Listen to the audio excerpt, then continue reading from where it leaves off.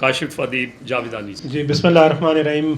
अस्सलाम वालेकुम रहमतुल्लाहि व बरकातुहू। बहुत शुक्रिया जी, आपने मौका दिया। और दो तीन चीज़ें हैं जो ऑब्ज़र्व कर रहा हूँ अभी मैं, और ख़ासकर स्टडीज़ और स्टूडेंट्स और तालीम के हवाले से, क्योंकि मेरा शोबा भी है।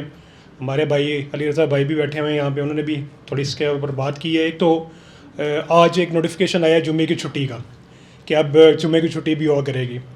एक तो हमारी कौम में एक इस तरह की हिजानी कैफियत है मिनिस्ट्री में भी, जो आपने ये मुतरब जहन है, ये स्टूडेंट्स के ऊपर भी मुस्तकिल ये जहन इस तरह का चल रहा है, हमें कुछ समझ नहीं आ रही हो क्या रहा है हमारे साथ। एक हाई कोर्ट में हमने रिट भी दायर की हुई है कि हमने 220 डेज़ जो है कम से कम एकेडमिक सेशन होना चाहिए किसी भी कौम को बनाने के लिए, को पढ़ ले कोई बच्चा, कुछ सीख ले या कुछ उसका सिलेबस कंप्लीट हो जाए।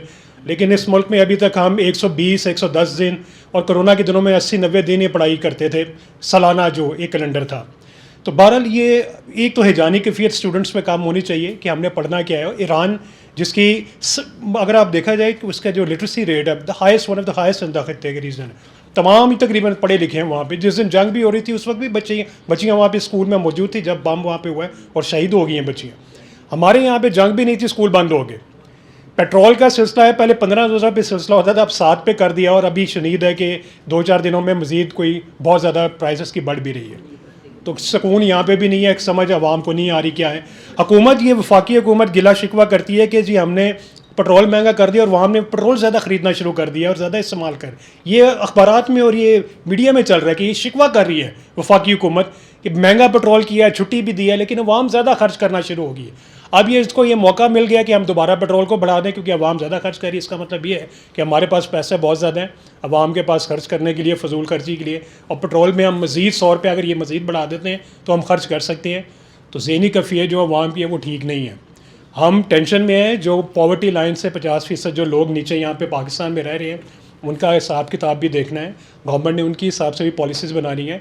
ऊपर जो खित्ते में हो रहा है, जो उनकी खारजा पॉलिसीज़ चल रही हैं, एक्सीडेंट जो चल रही हैं, तमाम शुरका इससे वो बिल्कुल ये थे, मुत्तफिक थे कि बड़ी अच्छी हम खारजा पॉलिसी कर रहे हैं और बड़ी डिप्लोमेसी अच्छी चल रही है। फ़ौज जो बयान महसूस में हुआ है, पाकिस्तानियों ने जो हमारा सरफ़खर से बुलंद किया है, फ़ौज ने जो किया है, उस हवाले से भी हमें देखना है कि बच्चों के ऊपर बहुत अच्छा मैसेज किया है, इसका तसलसल चलना चाहिए। लेकिन एक तबका अभी भी ऐसा है इस मुल्क में है जो इस चीज़ को भी नफ़ी कर रहा है, मुसलसल नफ़ी कर रहा है कि जो हो रहा है सही नहीं हो रहा है, जो फ़ौज कर रही है वो सही नहीं कर रही है, और उसको इस तरह करना चाहिए, इस तरह करना चाहिए। खुदारा एक तरफ आ जाए, ये भी हमें हिजानी कैफियत में रखा हुआ है। टू किस्म का two nation theory within the, और पाकिस्तान में के अंदर भी एग्जिस्ट कर रही है। इसको भी एक उसका तदारुक करना है, कोई इसके हिसाब से कोई पॉलिसी बनानी है।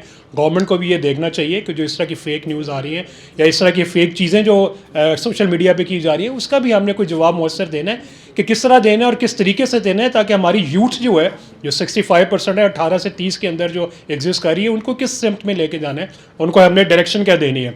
और लास्टली उसमें एक दो चीज़ें जो है कि जो